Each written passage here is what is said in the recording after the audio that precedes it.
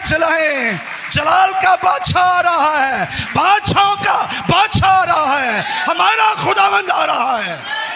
उसके बाद इससे पहला तो उसकी कचहरी में जाना है, इसे हेरोदेस के पास जाना है और उसको कहा जाना है इस पे गुनाह साबित करो। लेकिन ये वो है जो कहता है कौन है जो मुझ में गुनाह साबित करे, कौन है जो मुझ में गुनाह साबित करे। ये वो है, इसे चेक करने के लिए ले जा रहे हैं, इसे चेक करने के लिए ले जा रहे हैं। लेकिन याद रखें जब ये बेगुनाह ठहरा तो पिलातुस ने भी हाथ धो दिए।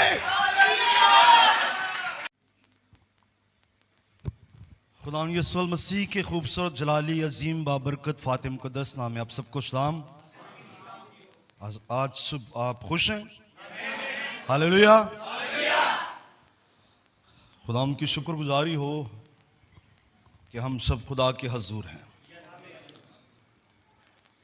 और मैं हमेशा से ये कहता आया और आज भी कहूँगा, ये डालियाँ जो सजाई जा रही, ये 2 दिन बाद 3 दिन बाद सूख कर किसी कचरे के मुकाम पर नजर आएंगी, जिनके साथ इस्तकबाल की तैयारी हो रही। लेकिन जो कुछ बाइबल कहती है कि सादक खजूर के दरख्त की मानिंद सरसब्ज रहेगा, ना ये मुरझाया जाएगा और ना सूखेगा और ना कचरे के मुकाम पर होगा, बल्कि सादक तख्त पर बैठेगा और वो आपका मुकाम है। इसलिए यहां पर वैसे तो हम जब भी जमा होते हैं खुदाम को वेलकम कहते हैं, लेकिन पाम संडे के मौका पर ना तो हमारे पास डालियां हैं, लेकिन जरूर है ये दरख्त खुद हिले, इस्तकबाल करें। हालेलुया। आपके हाथ इस बात की अलामत होगी कि आप खुदाम को वेलकम कर रहे हैं। Hallelujah, hallelujah, praise the Lord. आए खुदा के मुकद्दस कलाम की तरफ चले। लूका की अंजील 19 बाब 28 से 40 तक पढ़ेंगे।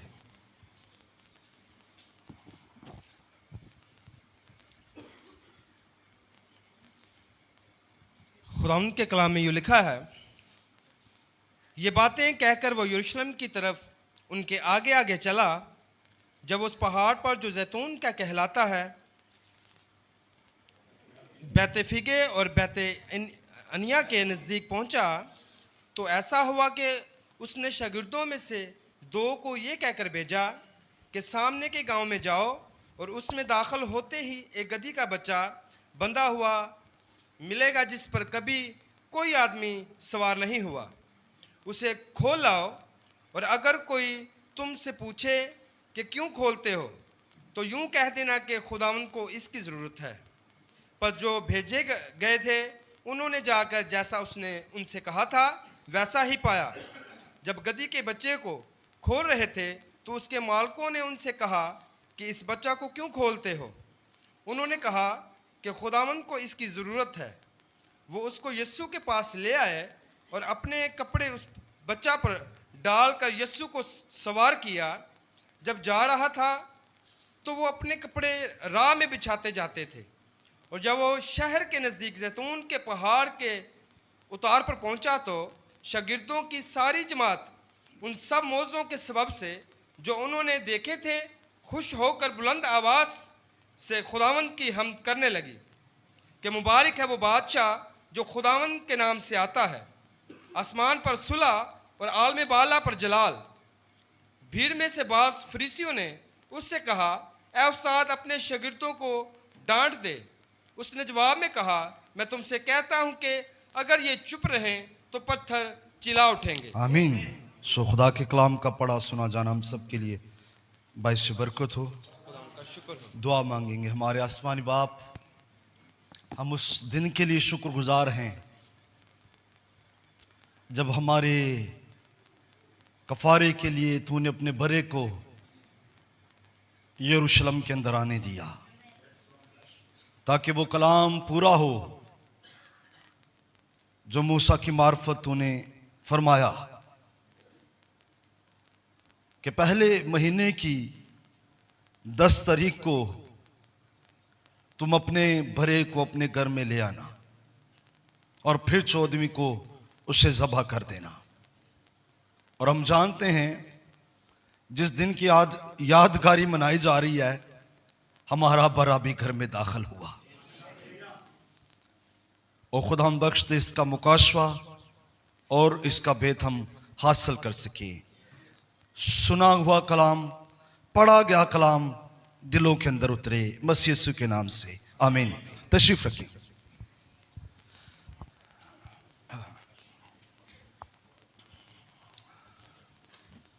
खुदा की शुक्रगुजारी हो।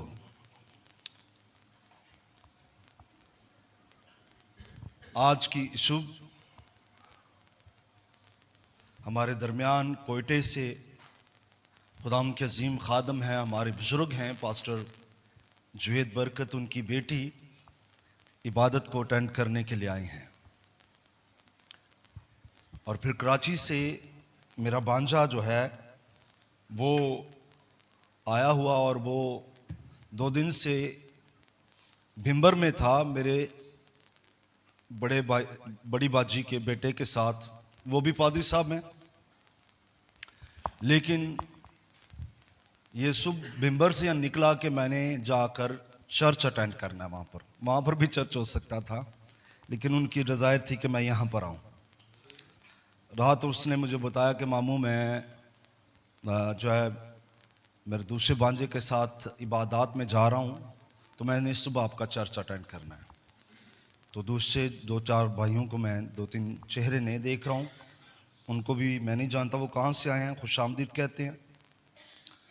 तो आज हम खुदा के मुकद्दस कलाम में से चंद एक बातों पर तवज्जो करेंगे और देखेंगे यीशु मसीह के बहुत से ऐसे मौजज़े, ऐसे काम जो चारों अनाजील के अंदर दर्ज, लेकिन बहुत से ऐसे भी मौजज़े जो और काम जो चारों अनाजील के अंदर दर्ज नहीं किए गए। और आज हम जिस मजमून को ले रहे हैं, जिस वाक़या को ले रहे हैं, वो चारों अनाजील के अंदर दर्ज। मत्ती ने भी, मरकस ने भी और लूका ने भी और यूहन्ना ने भी इस पर लिखा। जहां तक चारों अनाजील की बात होती है तो अक्सर हम पर यह सवाल हो जाता है कि अंजील तो एक है, लेकिन आप कहते हैं चारों अनाजील। और मैं जरूर कहूंगा अंजील एक ही है, अंजील, लेकिन उसे दर्ज करने वाले 4 शख्स, मुख्तलिफ जो है एंगल से मुख्तलिफ चीज़ों को बयान करने वाले 4 शख्स, उनका अंजीली बयान है। अंजील एक है। अंजील का मतलब खुशखबरी। खुशखबरी एक ही है, और वो खुशखबरी क्या है कि मसीह मुर्दों में से जी उठा है। ये खुशखबरी है और वो एक ही है। और उसके बाद एक और खुशखबरी है, जैसे पहले हुआ फिर होगा, जैसे पहले हुआ फिर होगा। आज से 2000 साल पहले खुदा का बेटा जी उठा। पहले जैसे पहले हुआ फिर होगा, अब भी खुदा का बेटा, खुदा की बेटी नरसिंगा फूंकते ही जी उठेगा।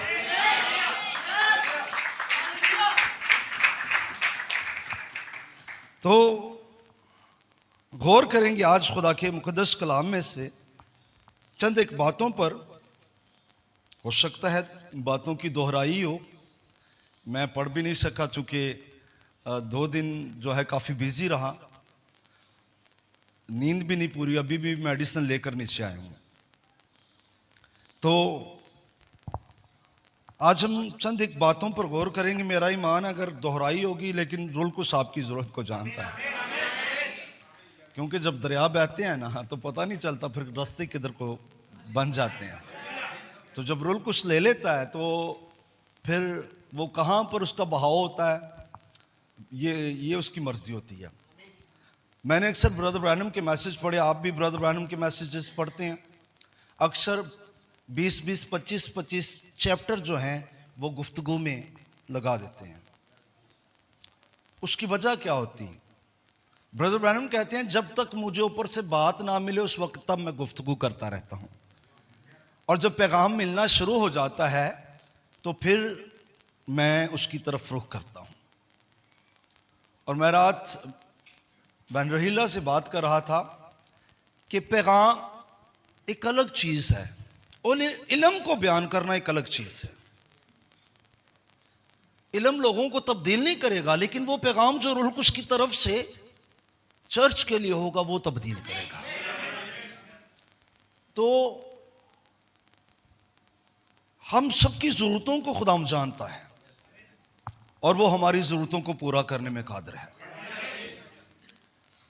तो आज हम देखेंगे, हमने पढ़ा, ये बातें कहकर वो यरूशलेम की तरफ उनके आगे आगे चला। जब वो उस पहाड़ पर जो जैतून का कहलाता है बैते फिगा और बैते अनिया के नज़दीक पहुंचा तो ऐसा हुआ कि उसने शागिर्दों में से 2 को ये कहकर भेजा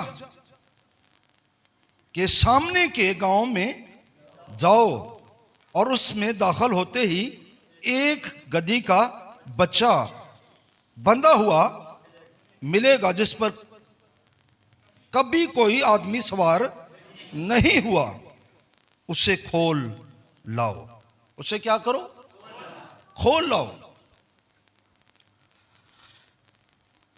और अगर कोई तुमसे पूछे कि क्यों खोलते हो तो यूं कह देना कि खुदाम को उसकी जरूरत है। बस जब जो भेजे गए थे उन्होंने जाकर जैसा उसने उनसे कहा था वैसा ही पाया। Praise the Lord. अच्छा, ये बड़ी खूबसूरत बात है। वो कहां पर है और उसे पता है कि गधी का बच्चा कहां पर बांधा है। वो पूरा एड्रेस दे रहे हैं। हाँ, जैसे आप कह सकते हैं कि हम जब नेविगेशन लगाते हैं तो नेट हमें बताता है कहां पर रश है, दूर से ही वो देख लेता है, उसे बात का इल्म होता है। तो ये नेट ने कहां से लिया? समझ आ गई है ना? क्योंकि खुदाम बड़ा अजीम है ना, वो तख्लीक कार था। वो क्या था? और है भी। और जब वो चीज़ें तख्लीक कर रहा था तो हमने गुज़रे दिन भी बात की, जब उसने 5 दिन में सब कुछ तख्लीक कर लिया जो आसमानी चीज़ों की नकल थी। जो आसमानी चीज़ों की क्या थी? तो छठे दिन उसने कहा सब कुछ जो आसमान पर है उसकी कॉपी तो नीचे है, उसका अक्स नीचे है। अब कौन है? कौन सी चीज़ है जिसका अक्स नहीं है? सब कुछ तो है। उसने कहा अब मैं ही हूं जिसका अक्स जमीन पर नहीं। और छठे दिन उसने अपना अक्स बना दिया, अपनी सूरत, अपनी शबीह का एक आदमी बना दिया। अच्छा, जब उसने बनाया तो वो तो तख्लीकार था, चीज़ों को तख्लीक कर सकता था, तो फिर इसने इसके अंदर भी तो कुछ रख दिया ना। वो अलग बात है, हम अपने मुकाम को नहीं समझते। तो जो समझते हैं वो बड़ी बड़ी चीज़ें दरियाफ्त कर लेते हैं, आज़ाद कर देते हैं। इसलिए इस इंसान के अंदर उसकी सिफात मौजूद हैं। जैसे वो चीज़ें तख्लीक करता है ये भी बना लेते हैं, कैमरा बना दिया, मोबाइल बना दिया, पता नहीं कौन कौन सी चीज़ें जो इन्होंने दरियाफ्त करती हैं। इसलिए खुदाम की शुक्रगुजारी उस हिकमत के लिए। अब ये कहाँ पर है, और उसने गधी के बच्चे को बंधा हुआ देख लिया और कह भी दिया है कि अगर कोई कहे जाकर उसे को खोल लाओ, और अगर कोई तुमसे कहे कि इसे कहाँ लेकर जा रहे हो तो कहना उस्ताद को इसकी ज़रूरत है, उस्ताद को इसकी ज़रूरत है। और लिखा है पस जो भेजे गए थे उन्होंने जाकर जैसा उसने उनसे कहा था वैसा ही पाया। जब गधी के बच्चे को खोल रहे थे, काश ऐसा हो, अब भेजे गए जाके खोलें, काश ऐसा हो। खोल रहे थे तो उसके मालिकों ने उनसे कहा, इस बच्चे को क्यों खोलते हो? मालिकों ने कहा कि इस बच्चे को ज़हन च रखना, मलकियत ज़मीन तो उनके से और दी है, पता ना किस किया है। ओ इब्लीस था जिसने दावा कर दिया सारा कुछ तुझे दे दूंगा, उसकी मलकियत है ना। बहुत से हम जिनको उसने बांध कर रखा है, लेकिन जब जो भेज रहा है ना, वो जब कहेगा ना जाकर खोलो, फिर यदि जरूरत केंजे के खोलन ना दबे। भेजे गए जाए तो सही, भेजे गए जाएं तो सही, इसकी जरूरत नहीं है कि ये कहे कि अब नहीं खोलना, कौन होते हो। हाँ, ये खामोश हो जाएगा क्योंकि भेजने वाला इसे कंट्रोल करेगा।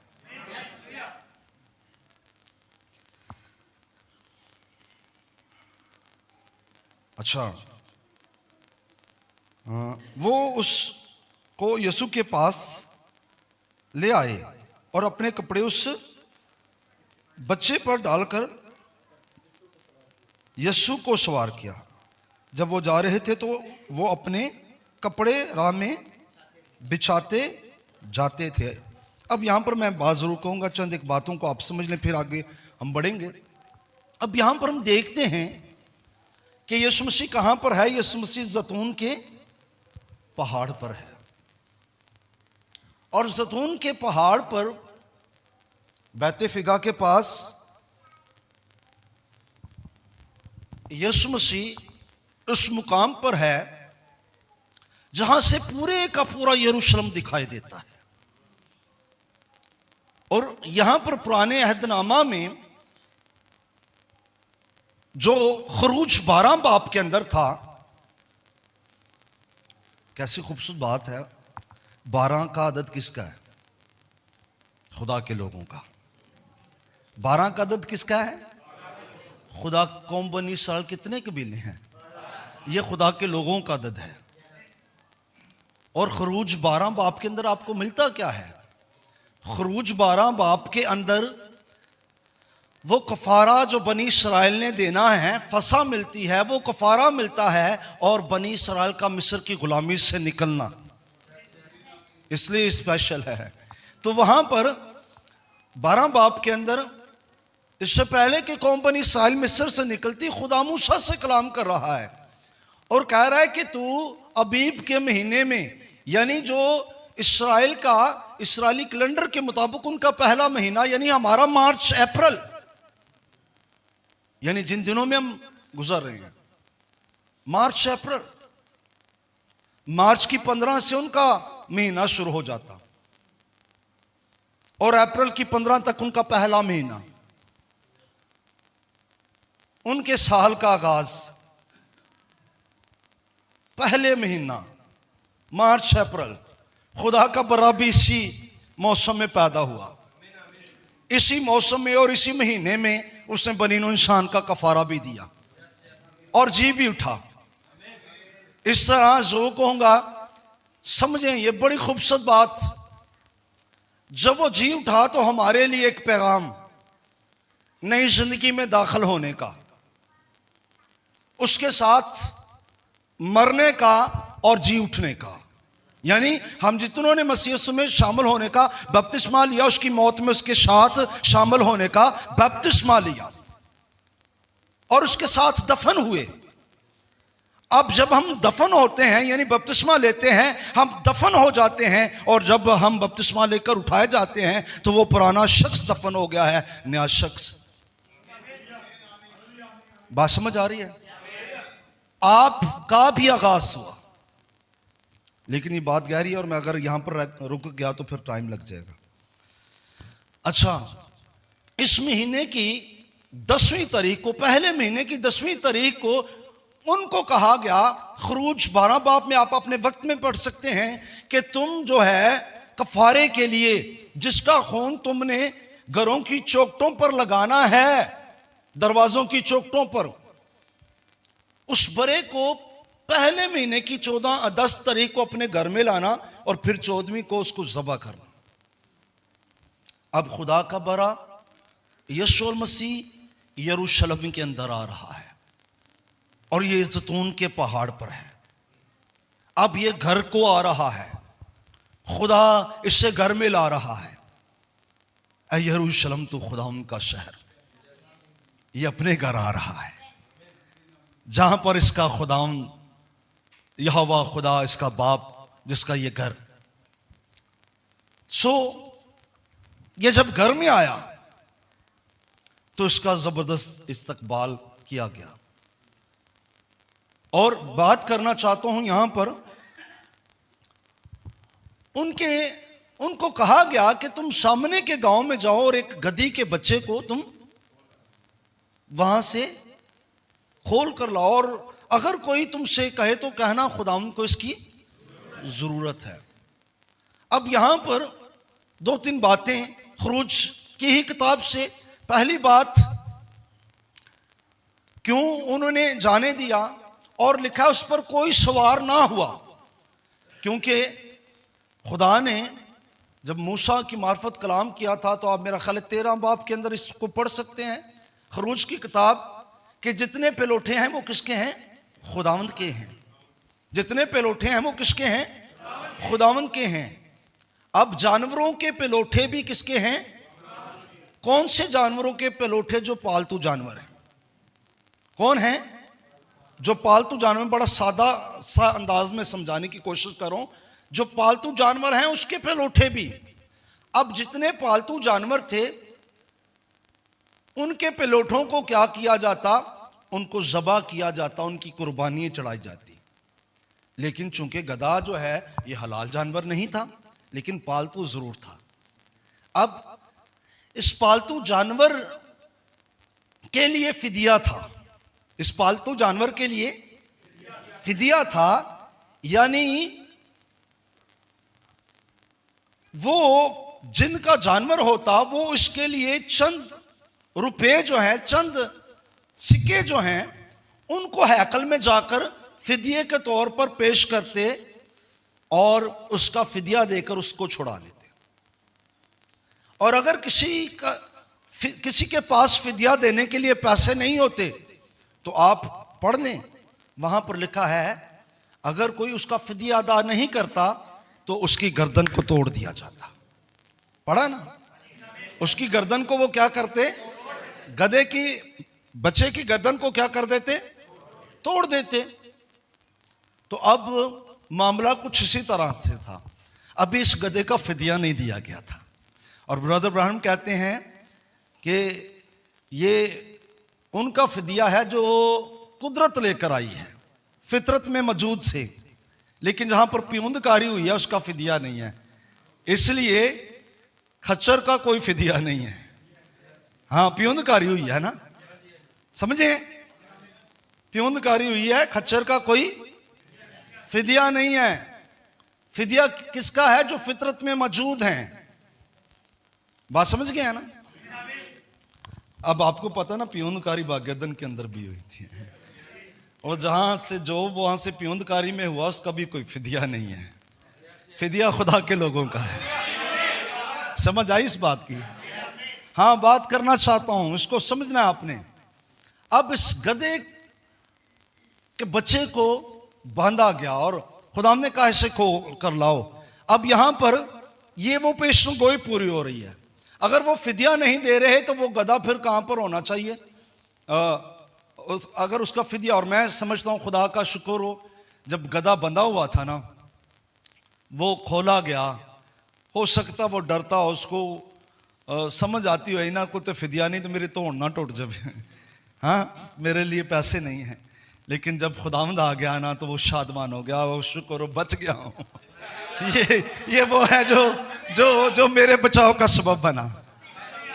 हाँ, इसलिए कहूंगा कहीं पर आप भी बंधे हुए थे, जब आजाद हुए तो उसका शुक्रिया अदा किया करें, उसका शुक्रिया अदा किया करें। मैं उस दिन भी बात कर रहा था कि मूसा को कहा खुदा ने कि ये मुल्क देख ले, इसमें मूसा को ले जाने का वादा था, ये मुल्क देख ले, अब तू जा नहीं सकता क्योंकि जो कुछ मैंने कहा तूने माना नहीं, तू नहीं जा सकता, अब ये देख ले। लेकिन क्या हुआ, वो गया नहीं है, लेकिन वो इंतजार में था, मैं जरूर जाऊंगा इस मुल्क में, और वो गया भी। जब खुदा का बेटा यीशु मसीह आ गया, एलिया और मूसा वहां पर आ गया, एलिया और मूसा वहां पर आ गया, उस मुल्क के अंदर ही आ गए। और मैं जरूर कहूँगा इसका मुकाशवा खुदा ने मुझे अता किया कि वो उस मुल्क में आया, और खुदा ने मुझे बताया मसीह के आने पर भाई कितनों की उम्मीद और कितनों की डिज़ायर जो है वो पूरी हो जाती है। मूसा की डिज़ायर थी वो वहाँ पर जाए, और मसीह के आने पर वो पूरी हुई। याद रखें, मसीह जब आया तो बहुतों के दिलों की ख्वाहिशात पूरी हो गई, और वो सिर्फ उसके लोगों के लिए। अब ये गधे का बच्चा बंधा हुआ, इसको खोल कर लाओ, ये वो पेशेंट को, ये जो जकरिया की मार्फत की कही गई कि सैऊन की बेटी तू क्या कर, खुशी मना। क्यों मना? क्योंकि देख तेरा बादशाह तेरे पास आता है। वो किस पर सवार है? गधे पर, बल्कि लादू के बच्चे पर। लादू यानी जिस पर बोझ लाद दिया गया है, वो लादू बोझ उठाने वाला, जिस पर बोझ लाद दिया गया, हाँ, उस पर सवार होकर वो आ रहा है। और मैं यहां पर सोचता हूं,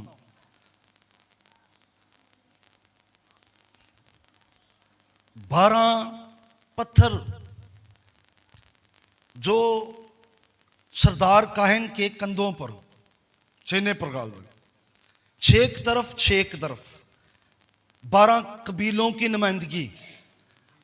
अब सरदार काहिन जो है उसकी ये पहचान, जिस तरह किसी भी आर्मी का कोई भी चाहे अफसर या सिपाही, उसके स्टार, उसकी पहचान कि इसका ओहदा क्या है। सरदार काहिन की पहचान, हाँ, 12 पत्थर होंगे, और वो 12 पत्थर उसके सीने पर। क्यों? क्योंकि 12 कबीलों का बोझ, हाँ, बोझ उठाने वालों पर वो सवार होता है। बात समझे हैं?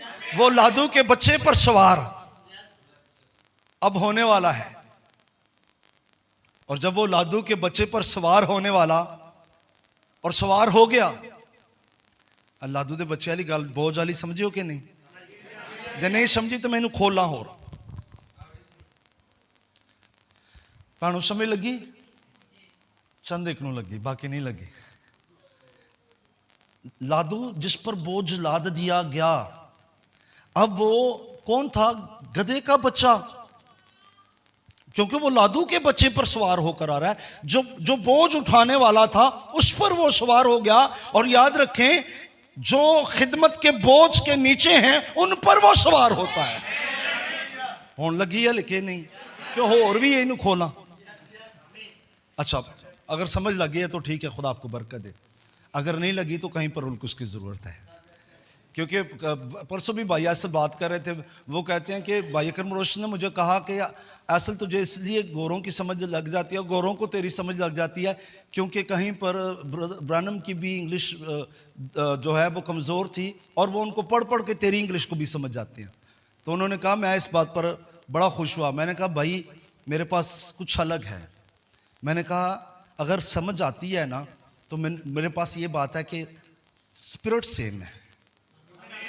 वो जो ईद पैंतीकोस पर, ईद पैंतीकोस के दिन वो 120 की जमात में वो जो स्पिरिट थी वही आकर जमात पर जो 3000 थे उन पर भी ठहर गई थी, इसलिए समझ आ रही थी। तो अगर नहीं किसी बात की समझ आती तो रूह कुश की आपको ज़रूरत है, क्योंकि मैं रूह कुश की तहरीक के अंदर आपसे बात कर रहा हूँ। फिर समझा देगा वो, फिर इशारतन बात होगी। और वैसे भी जो है ना, दुल्हन इशारे कनाओं को समझती है। हाँ, दुल्हन सिर्फ इशारे कनाओं को समझती है। दूसरा कोई नहीं समझ सकता। बाज़ वक्त यूँ होता है कि बहन इस बात से वाकिफ़ हैं और भाई भी कि मेहमान आए होते हैं और बंदा उत्थे बैठा होया उन्हें आख्या चाह बना दो तो उत्थे उन्हें इशारा करना पत्ती कोई नहीं तो उन्होंने समझ लग जाती, मेहमानों को नहीं समझ लगती, वो इशारे से समझ आता है कुछ है नहीं, मैं जहाँ के लिया था। ये दुल्हन और दुल्हा की बात है। इस तरह ये भी बात किसकी है? दुल्हन और दुल्हा की बात है। किसकी बात है? दुल्हन और दुल्हा की बात है। गज़ल और गज़लात की किताब दुल्हा किससे बात कर रहा है? दुल्हन से। और दुल्हन किससे बात करती है? दुल्हा से। दुल्हन दुल्हा से बात करती है। और बड़ी खूबसूरत बात है, बेशक हमारा जो दुल्हा है ना वो है जिसके सामने हमारी खूबसूरती कुछ भी नहीं है। वो है जो नूर भी जो है उससे नूर हासिल करता है। जमीन के खूबसूरत सरसब्ज पहाड़ भी खूबसूरती उसी से हासिल करते हैं। लेकिन उसके सामने क्या है? वो सुलेमान के सामने उसकी दुल्हन ने क्या कह दिया? उसने कहा मैं तो स्याह फाम हूं और धूप की जली हुई। अब मेरी तेरे सामने की खूबसूरती। हमारा भी कुछ इसी तरह का हाल है। अगर हम उसको देखें तो उसके सामने हमारी क्या हसीयत, लेकिन ये उसकी मेहरबानी, ये उसका प्यार कि उसने हमें चुन लिया, ये उसका प्यार, उसने हमसे प्यार किया और उसने मोहब्बत का इजहार कुछ यूं किया जिसकी बाबत हम खुदा के कलाम में पढ़ते हैं कि खुदा की मोहब्बत किस तरह जाहिर हुई। खुदा ने जहां से मोहब्बत रखी कि अपना इकलौता बेटा बख्श दे ताकि जो कोई उस पर ईमान लाए हलाक ना हो बल्कि हमेशा की जिंदगी पाए। ये उसकी मोहब्बत, ये उसका प्यार। उसने इस धूप की जली हुई कलीसिया, ये जो बदसूरत कलीसिया, इससे मोहब्बत की, इससे प्यार किया। हम हमेशा हमारे स्टेटस होते हैं भाई मैं जिदा तक गो कुड़ी भी इंज दी होनी चाहिए, हाँ लड़की की भी यही है, हम मुंह मथे तो लगता होए ना। हम ये चीज़ें देखते रहते हैं, हम इन चीज़ों को हम खूबसूरती, और बाइबल कहती है खुदा इंसान की मानंद नहीं जो ज़ाहरी सूरत को देखे, वो तो दिलों पर तवज्जो करता है। वो तो दिलों, जब खूबसूरत दिल खुदा उनके सामने होंगे और वो सबसे खूबसूरत जो है दुल्हन या दुल्हा होगा।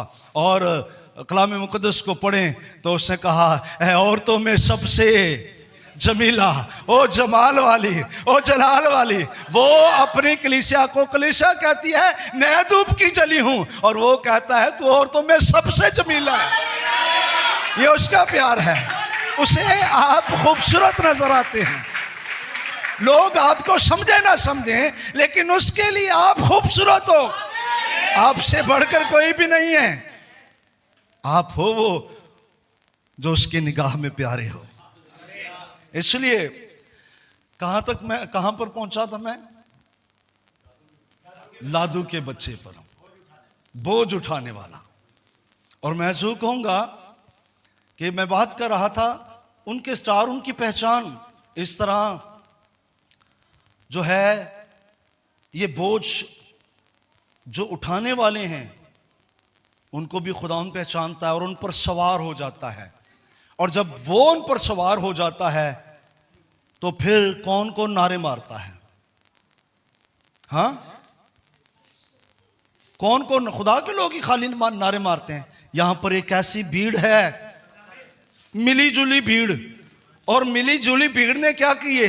नारे मारना शुरू कर दिए। मैंने भी अपनी खिदमत में बारहा देखा है ऐसे ऐसे लोग जो कहेंगे भाजी बड़ी बरकत मिली है तो नाल ही उन्होंने सिरगट लाई, आज तो हाँ तो कलाम साहब बड़ी बरकत। और मैं अक्सर कहता हूँ भाई मैनू नहीं मिली, मैनू मिली उदों होंदी ਜਦੋਂ तेरे हाथ से सिरगट ना होंदा, फिर बरकत की गल सी।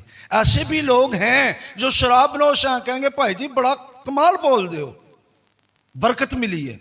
भाई ऐसे भी लोग हैं, जब वो आप पर सवार होता है वो नारे मारते हैं। बात समझ आ रही है? ये कैसी भीड़, मिली जुली भीड़, जिन्होंने खजूर की डालियों से उसका इस्तकबाल किया। शायद मौका नहीं मिला कि ये फूल जो है खरीद कर ला सकें उस पर निछावर। इन्होंने क्या देखा? दरख्तों की डालियां, इन्होंने कहा ऐसे ही इस्तकबाल कर लेते हैं। मिली जुली भीड़। आज भी हम संडे पर मिली जुली भीड़ खजूर की डालियां लेकर उसका इस्तकबाल करेंगे। ऐ मिली जुली भीड़ सुन ले, तेरे पास सदाकत नहीं तो तू उसका वेलकम नहीं करेगा। एक है जो तैयार हो रही है उसका वेलकम करने के लिए, और वो बादलों पर आ रहा है और ये हवा में उड़कर उसका इस्तकबाल करेगी। तेरा क्या हाल है? आज तो खजूर की डाली पकड़ कर बैठा है, कल तू हाथ में कोई पैक, हाँ कोई गिलास होगा तेरे हाथ में, कोई सिरगट, कोई मंशियात की चीजें तेरे हाथ में होंगी। तेरे इस्तकबाल की उससे जरूरत नहीं।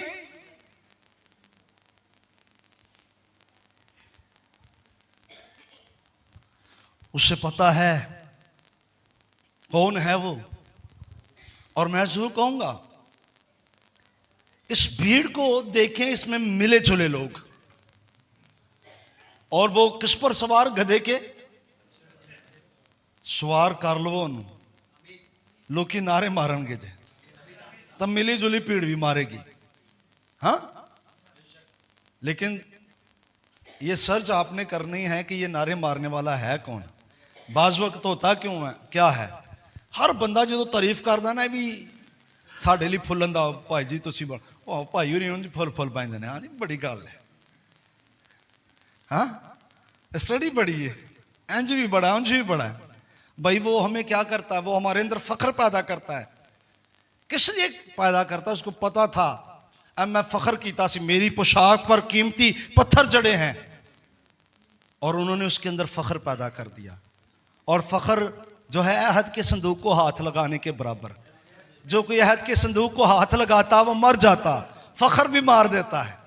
इसलिए सर्च कर लिया करो जड़ा तारीफ करने वाला है, ये है कौन है, इसकी फितरत क्या है। इंज दे भी ने जड़े छुप छुप तो मिलते हैं तो तारीफा। यीशु मसीह जानता था, वो सर्च कर लेता था वो कौन है। कहीं चोर रात दे टाइम आंदे हैं, तू यकीन और खुदा की तरफ से उस्ताद हो क्या आया है, क्योंकि जो काम तू दिखाता कोई और दिखा नहीं सकता। अच्छा, मैं भी तुझसे सच कहता हूं, जब तक कोई नए सिरे से पैदा न हो आसमान की बादशाहत को देख नहीं सकता। मुझे जानने के लिए आया, खुदा ने फख्र नहीं किया, खुदा ने उसकी फितरत को देखकर उसे डांट दिया और किसी और एंगल से बात की। हाँ, तारीफ करने वाला भी नहीं चंगा होंदा ना। एक इधर तो फलान के चक्कर च होंदा, फुले ते मरे टाइम ना। हाँ, इसलिए हर तारीफ करने वाले के जो है, इसलिए बहनें कानों की कच्ची होती हैं थोड़ी। ये जड़ा मर्जी तारीफ करके ना, को जोड़ा मर्जी काम करवा ले।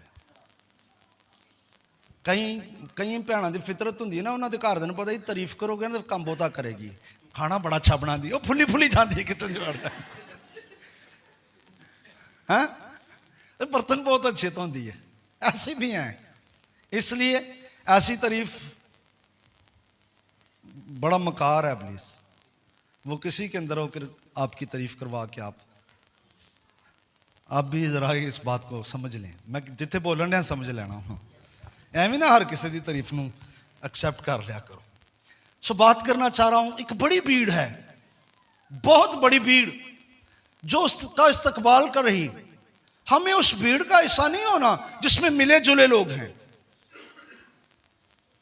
हमने साधकों की एक अलग जमात बनना है, क्योंकि लिखा है, कलाम मुक़द्दस को पढ़ें तो लिखा है खुदा ने दीनदारों को अपने लिए अलग कर रखा है।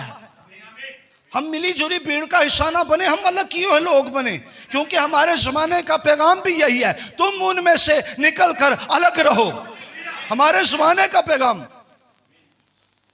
पिछले इतवार भी मैं लाहौर में था, तो मेरे बड़े भाई वहां पर, मेरे कजन है, पास्टर हैं वो, उन्होंने कहा आप कर रहे हैं तैयारियां क्रिसमस की, कलमों की, और ये सॉरी ईस्टर की और पाम संडे की। मैंने कहा भाई हम करते हैं लेकिन रस्माना तौर पर नहीं, हमारे पास रस्म कोई नहीं है।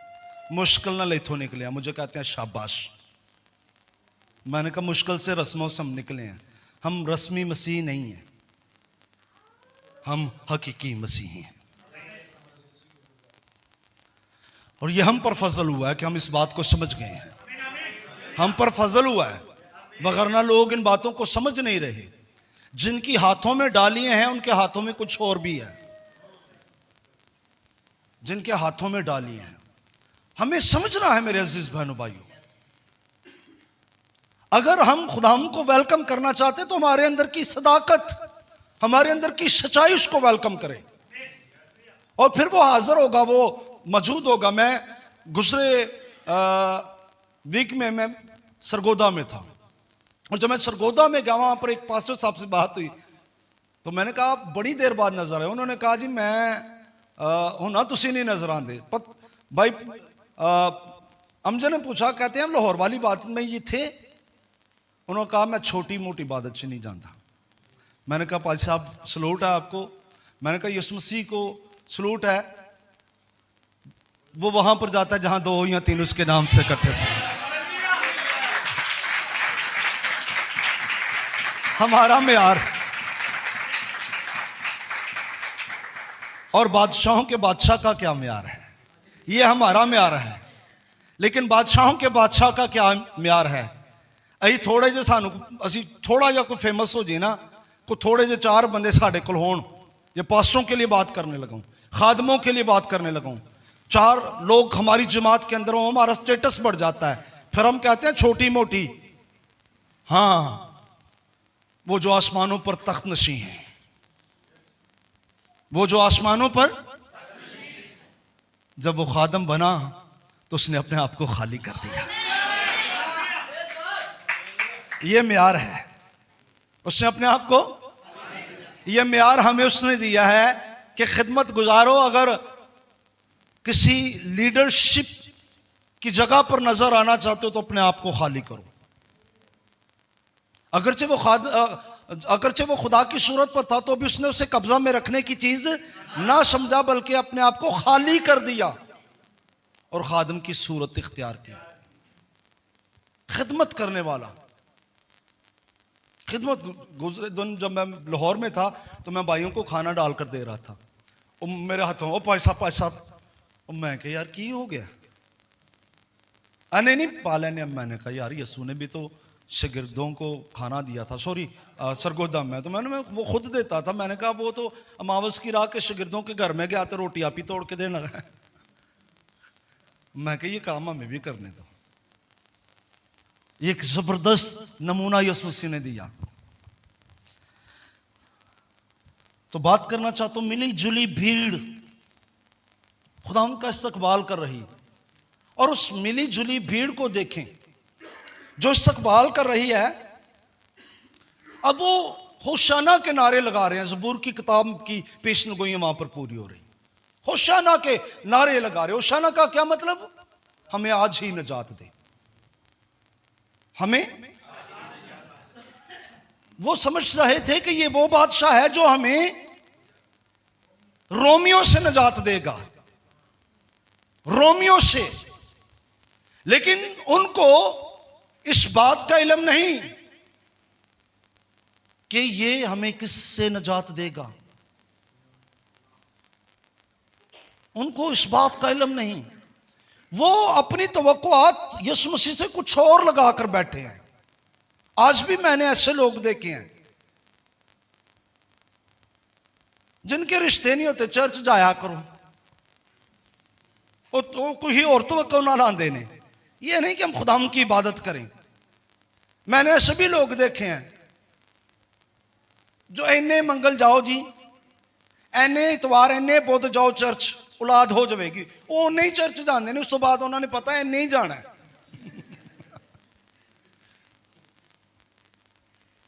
तेरा खुदा ऐसा नहीं जिसे तू इस तौर पर समझ रहा है, समझ रही है।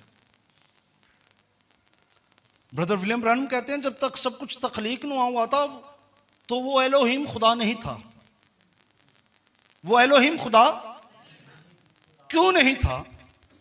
क्योंकि खुदा वो है जिसकी प्रस्तुश की जाती है, तो प्रस्तुश करने वाला तो था ही नहीं कोई। उसने फरिश्तों को बनाया, उसने इंसान को बनाया कि वो उसकी प्रस्तुश करे, फिर वो खुदा बनकर सामने नजर आ गया। खुदा वो है जिसकी प्रस्तुश की जाती है। आपने अपनी सोच बना रखी है, हम ये करेंगे, हम वो करेंगे। लेकिन मैं आज सुबह आपसे कहूंगा, मेरे अजीज बहनों भाइयों, इस बात को आपने समझना है। ये मिली जुली भीड़ में कौन थे जो रोमियो के हाथ से भी सताए गए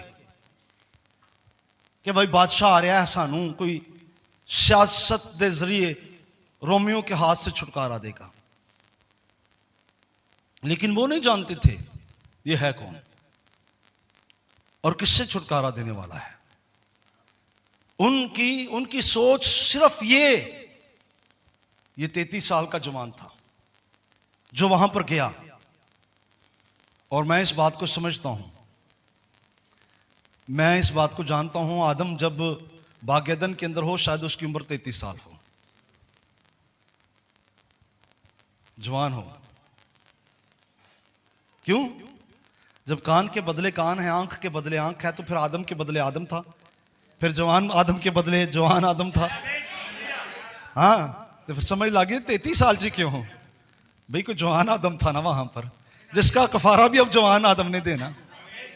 मैं हो सकता है आप मेरे साथ इत्तेफाक करें या ना करें, ये मेरी जाती सोच कह सकता हूं, या बाइबल के साथ चीजों को टैली जब करता हूं तो ये इस तरह मुझे नजर आ रहा है। अब वो समझ रहे हैं कि ये बादशाह हम रोमियो के हाथ से हमें छुड़ाएगा, ये 33 साल का गलीली मर्द जब फतह कर लेगा। लेकिन वो नहीं जानते थे, एक शख्स था जो 33 साल की उम्र में जिसने पूरी दुनिया को फतह किया, सिकंदर आजम। 33 साल की उम्र में उसने पूरी दुनिया को क्या कर लिया, और गालिबन मर भी गया था। लेकिन एक 33 साल का और जवान था जिसने ना सारी दुनिया को फतह किया है बल्कि उसने मौत और कब्र को भी फतह कर लिया, और वो खुदा का बेटा यीशु मसीह, जिसने मौत और आलमे रवा के दरवाजों को फतह किया। और मैं जो कहूंगा ये दाखिल होकर जा रहा है और लोग नारे मार रहे हैं, डालियां बिछा रहे। और क्या हुआ वहां पर? फकी फरीसी चला उठे। फकी फरीसियों ने कहा, ए उस्ताद, अपने शागिर्दों को कह के खामोश हो जाएं, अपने शागिर्दों को कह के खामोश हो जाएं। मैं कभी कभी सोचता हूं मानते थे उसको वो खुदावंद है, उस्ताद है, क्योंकि वो उस्तादों वाली बातें करता था। मानते थे उसको कि वो उस्ताद है, उस्ताद कह के ये खामोश हो जाएं। यीशु मसीह ने क्या कहा? अगर आज ये खामोश हो गए, मैंने खुदाम से पूछा, खुदाम दा गल की है, मैनू ही तो दस दे, पत्थर क्यों चला उठेंगे? तो खुदाम ने मुझ पर बात खोली। हो सकता है मुकाशवा हमेशा बढ़ता, किसी और के पास कोई और बात हो, लेकिन खुदाम ने मुझ पर यह बात खोली। क्यों पत्थर चला उठेंगे? अगर ये जिनका कफारा देने के लिए बड़ा दाखिल हो रहा है, जिनकी निजात का बंदोबस्त हो रहा है, अगर ये खामोश हुए तो फितरत चला उठेगी, क्योंकि इनका ही कफारा देने के लिए बरा नहीं घर में आ रहा, बल्कि फितरत का भी कफारा देने के लिए आ रहा है। ओ, फितरत का भी कफारा देने के लिए आ रहा है। बात समझ आई?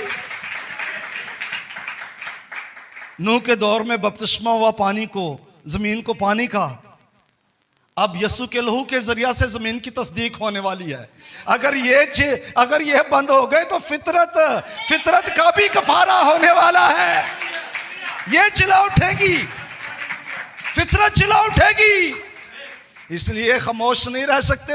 आज तो पहाड़ भी चलाएंगे, आज तो दरख्त भी, क्योंकि खुदा का बरा घर में आ रहा है, कफारा देने के लिए आ रहा है, इनके छुटकारे के लिए आ रहा है, इनकी नजात के लिए आ रहा है। खुदा का वो बरा जो बेऐब बरा है, क्योंकि जिस बरे को बनी इसराइल वो पहले महीने की 10 तारीख को घर में लेकर आते, फिर उस बरे को जाकर काहिन को चेक करवाते, देख ये जो है ये बेदाग है, इसकी आंखें ठीक है, इसकी टांगे ठीक है, इससे कोई प्रॉब्लम नहीं तो नहीं है, क्योंकि बेऐब बरा जो है वो पेश किया जाता है, वो कुर्बानी के लिए दिया जाता है। और ये खुदा का बरा भी जब आया है इस दिन, तो इसके बाद इससे पहले तो उसकी कचहरी में जाना है, इसे हेरोदेस के पास जाना है और उसको कहा जाना है इस पे गुनाह साबित करो। लेकिन ये वो है जो कहता है कौन है जो मुझ में गुनाह साबित करे, कौन है जो मुझ में गुनाह साबित करे, ये वो है। इसे चेक करने के लिए ले जा रहे हैं, इसे चेक करने के लिए ले जा रहे हैं। लेकिन याद रखें जब ये बेगुनाह ठहरा तो पिलातुस ने भी हाथ धो दिए, उसने भी हाथ धो दिए। क्यों धो दिए? मैं इसमें गुनाह नहीं देखता, ये कुर्बान हो, मैं इसमें गुनाह, खुदा तेरी शरीयत का तकाजा पूरा हो रहा। तूने जो बरा मांगा वो बेऐब था, तेरा बरा बेऐब है, तेरा बरा बेऐब है, तेरी कुर्बानी अजीम है, तेरा बरा बेऐब है। अब फितरत चिल्ला उठेगी अगर ये खामोश हो गए तो। इन्हें खामोश नहीं होना, फितरत चिल्ला उठेगी। हो प्रेस, मैं इस बात, जब खुदा ने ये बात मुझ पर खोली मैं जोश से भर गया कि अगर ये खामोश हो गए तो पहाड़ चिल्ला उठेंगे, पत्थर चिल्ला उठेंगे। हो क्यों पत्थर चिल्ला उठेंगे? ओ कहीं पर ये पहाड़ खुदा की हजूरी की अलामत, इनमें खुदा की हजूरी आती है। ऐ इंसान, तू जो खुदा की हजूरी की कदर नहीं करता, तू जो खुदा के मसा की कदर नहीं करता, उसकी हजूरी की कदर नहीं करता, ओ तुम जो कहते हो अपने शागिर्दों को मना कर, ये मेरे शागिर्द मना नहीं हो सकते, ये हजूरी का तजुर्बा रखते हैं, ये मना नहीं हो सकते। लेकिन अगर ये खामोश हो गए तो जो हजूरी का तजुर्बा पत्थर रखते हैं वो चिल्ला उठेंगे, क्योंकि इनको पता है कि कौन आ रहा है। रब खुदा बादशाह है, ओ जलाल दा बादशाह है, ओ प्रेज द लॉर्ड, वो जलाल का बादशाह है। ऊंचे करो सिर दरवाजे, ऊंचे हो सबदारो, जान जलाल दा, ओ जलाल का बादशाह आ रहा था। ये क्यों ना चिल्ला उठे, ये क्यों ना चिल्लाएं? जलाल का बादशाह आ रहा है, बादशाहों का बादशाह आ रहा है, हमारा खुदावंद आ रहा है। ओ क्यों ना चिल्लाएं, क्यों ना चिल्लाएं? चिल्लाएंगे भाई, वो चिल्लाएंगे, जरूर चलाएंगे। आज भी बहुत से चर्चेज हैं वो कहते हैं हालेलुया दा नारा नहीं मारना, उधर मारना जिधर यीशु जी उठेगा। ओ हमारा यीशु तो आज से 2000 साल पहले जी उठा है, हमारा यीशु तो 2000 साल पहले। हम नारे मारेंगे, कौन है जो हमें खामोश कर सके? हम नारा मारेंगे हालेलुया, हालेलुया। वो जी उठा है, बादशाह का बादशाह जी उठा है, जलाल का बादशाह जी उठा है, वो बादशाह का बादशाह हमारे दरमियान है। Hallelujah, hallelujah, hallelujah. तालियों के साथ खुदा को जलाल देंगे। हालेलुया, वो जलाल का बादशाह, वो हमारा खुदावंद, वो हमारा बादशाह, वो जी उठा है। हालेलुया। आज के दिन आज से 2000 साल पहले वो आ रहा था। जब वो आ रहा था तो वो हमारी निजात के लिए आ रहा था। हालेलुया, उसका शुक्र हो। हालेलुया। उन्होंने कहा नहीं खामोश रहने के लिए क्या है, उसने कहा नहीं आज नहीं खामोश होंगे, क्योंकि इनका कफारा जो है वो आ रहा है। और मैं जो कहूँगा मेरे अजीज बहनों भाइयों, एक बड़ी भीड़, इसमें बड़ी भीड़। और उसके बाद जब इन्होंने ये देखा कि ये तो मौजूदा गवर्नमेंट के दफ्तर में नहीं गया, ये सीधा हैकल में चला गया, तो कुछ लोग जो रेल में इसके शागिर्द थे जिसके साथ हैकल में चले गए, कुछ अपने घरों में चले गए, तो किधर और चला गया। हाँ, हम तो ये जान रहे थे कि सारी दी सारी इसराइल रल के जावांगे तो सीधा उत्थे जाएगा। हाँ, ये तो किधरे होर चला गया। और फिर जब वो उधर चला गया तो क्या हुआ? उसने जाकर हैकल की सफाई की। उसने कहा, लिखा है मेरा बाप का घर दुआ का घर होगा, लेकिन तुमने इसे चोरों डाकुओं की खो बना दिया है। यह वहां पर चला गया। एक छोटा सा गिरोह वहां पर भी गया होगा, जो इबादत गुजार होंगे। वो खुश होते होंगे, पेशेंट को ये पूरी हो रही है, वो खुश होते होंगे। और मैं आज कहूंगा मेरे अजीज बहनों भाइयों, इससे पहले कि वो हैकल में जाता,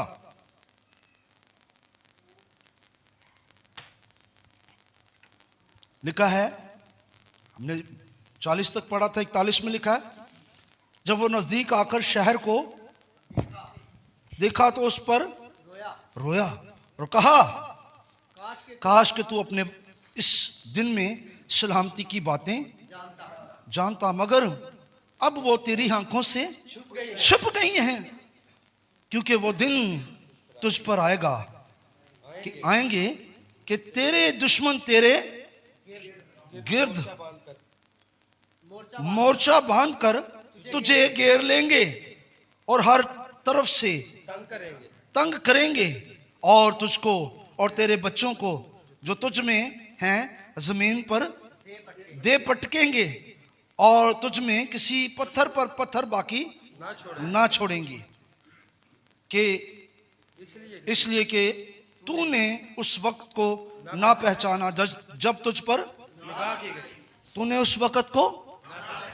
अब ये जैतून के पहाड़ से जब उतर रहा, उतार में था, उतर कर अंदर आ रहा, ये उतार में उतरते ही इसने यरूशलेम पर गौर किया और रो पड़ा। इसकी आंखों से आंसू, ये देख रहा है तुझ में सलामती की बातें हुई, क्योंकि सलामती का शहजादा तुझ में आया, लेकिन तूने कबूल ना किया, तूने अपने वक्त को नहीं पहचाना। अब वो वक्त है कि तुझ में पत्थर पर पत्थर बाकी ना रहेगा जो गिराया ना जाए। ये वो बात जो शागिर्दों ने कही जब यीशु मसीह ने उनसे कलाम किया, और यीशु मसीह ने कहा, शागिर्दों ने यीशु मसीह को हैकल की इमारतें दिखा रहे हैं, और यीशु मसीह कहते हैं कि यहां पर पत्थर और ईंट पर ईंट बाकी ना रहेगी। शागिर्दों ने सवाल किया, बता ये बातें कब होंगी कि ईंट पर ईंट बाकी ना रहेगी? फिर दूसरी बात तेरा आना, और तीसरी बात दुनिया के आखिर होने का निशान क्या होगा। 3 बातें, 3 सवाल, और वो मत्ती 24 बाब में पड़े हैं, और मोहरे भी वहां पर ही हैं। अब यीशु मसीह ने उनको जवाब दिया और बता दिया कि ये बातें आप मत्ती 24 बाब को अपने वक्त में पढ़ लें। अब ये बात यहां पर यीशु मसीह रो पड़ा, क्योंकि उसको इस्राएल का फ्यूचर नजर आ रहा। वो सन 70 को देख रहा है कि किस तरह जनरल तीतस आएगा और यरूशलेम का मोर्चा बांध लेगा। वो देख रहा था वहां पर उस पहाड़ से, वो देख रहा था। मैं जरूर कहूंगा पहाड़ खुदा की हजूरी की अलामत। जब हम भी खुदा की हजूरी में आते हैं, हम भी बहुत कुछ देख लेते हैं। मूसा खुदा की हजूरी में ना सिर्फ फ्यूचर देख सकता था, बल्कि उसने माजी भी देखा। उसने दुनिया की तख्लीक को देख लिया, क्योंकि खुदा की हजूरी बहुत कुछ दिखा देती है। खुदा की हजूरी इंसानों की आंखें खोल देती है। यहां तो वो है जो सुलेमान से बड़ा है, तो ये क्यों नहीं देख सकता? यहां से ये देख रहा। किसको? यरूशलेम को। और ये उसकी मोहब्बत के रो पड़ा। क्यों? क्योंकि इस शहर को खुदाम का शहर कहा जाता। अब ये देख रहा है कि इसका हाल क्या होगा। अब ये देख रहा है कि यहां पर कोई पत्थर पर पत्थर बाकी ना रहेगा जो गिराया ना जाए। और मैं कभी कभी सोचता हूं, ये 2-3 दिन का बाद का वाकया देख रहा था वहां पर। इसने देखा होगा ये चादरें लेकर, ये डालियां लेकर जो इस्तकबाल कर रहे हैं, इनमें से बथेरे हैं जो पिलातूस के सामने कहेंगे बराबा को छोड़ और इसे मसलूब कर। वो देख सकता था कि यरूशलेम की गलियों के अंदर अब इसे किस तरह घसीटा जाएगा। वो देख रहा था। और मैं कहूंगा वो आज भी देख रहा है हम सबको। उसने यरूशलेम पर कह दिया, तूने अपने वक्त को ना पहचाना जब तेरे साथ सलामती की बातें हो रही थी। आज आपके साथ सलामती की बातें हो रही, आपका वक्त, क्योंकि हम उस ग्रेस पीरियड के अंदर हैं जहां पर 70वें हफ्ते का निस्फ हफ्ता जो है वो यीशु मसीह की खिदमत के साथ पूरा हो गया और अब एक ग्रेस पीरियड चल रहा। और फिर जो है इस्राएल का टाइम क्लॉक जो है अभी तक खड़ा हुआ है, क्योंकि उनका टाइम कहां से शुरू होगा? उनका टाइम जो है वो 2 गवाहों की 3.5 साल मुनादी में फिर उनका टाइम शुरू होगा। लेकिन अब टाइम हमारा है। अब टाइम किसका है? वक्त किसका है? हमारा है। जब वक्त हमारा है तो अपने वक्त को पहचाने। वो रो पड़ा कि तूने अपने वक्त को, वो देख रहा था कि 3 दिन बाद क्या होने वाला है। और वो यहां पर बैठे देख रहा है। अब तो यहां पर हालेलुया के नारे बज रहे हैं, यहां पर आमीन हो रहा है। लेकिन इसके बाद 2 दिन बाद क्या होने वाला है? 3 दिन बाद क्या होने वाला है? 5 दिन बाद क्या होने वाला है? वो 40 साल तक देख रहा है कि अब जो है वो किस वक्त में है। वो 33वीं सदी के अंदर और 33वें साल के अंदर है, सन 33 के अंदर है। और 70 के अंदर कुछ होने वाला है, यानी 40 साल के बाद।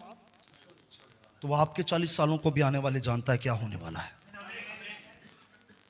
वो देख सकता है, क्योंकि वो है जो लादू के बच्चे को बंधा हुआ देख रहा है।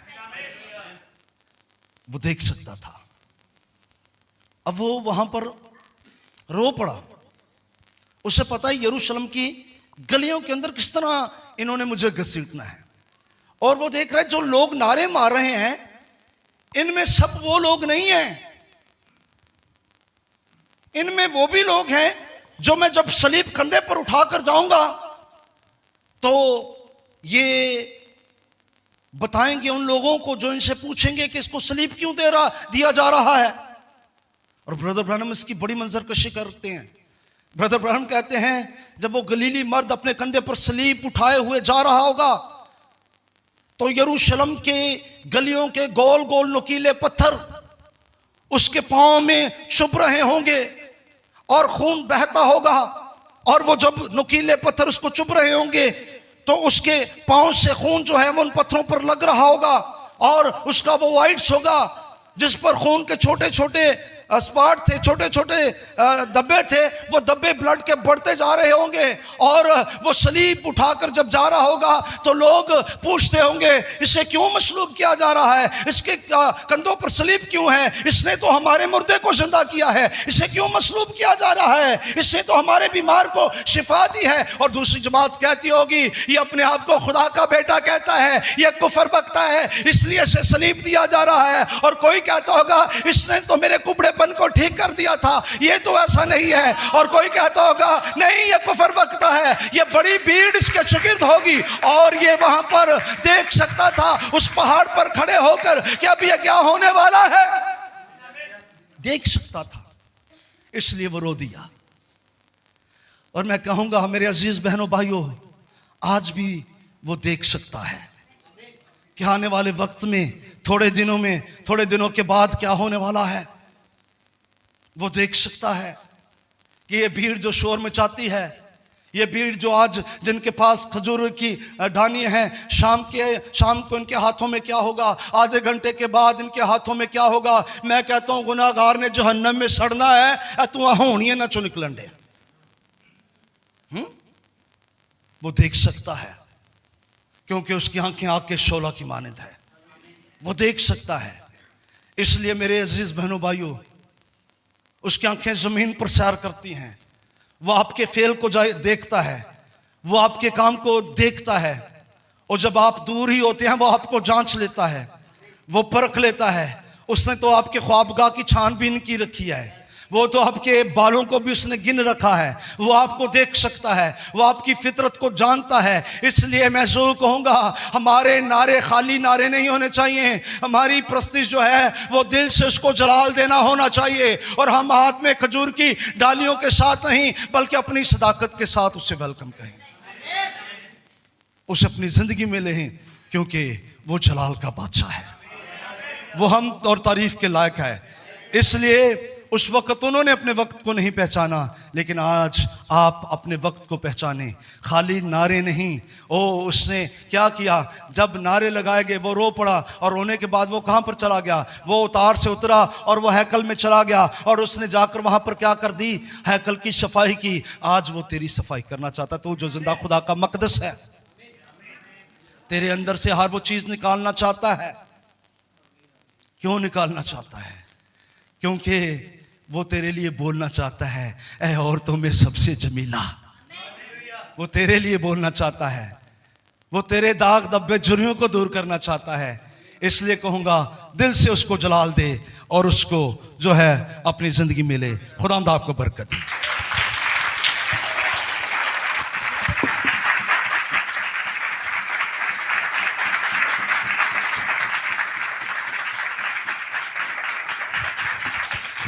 Hallelujah. Praise God.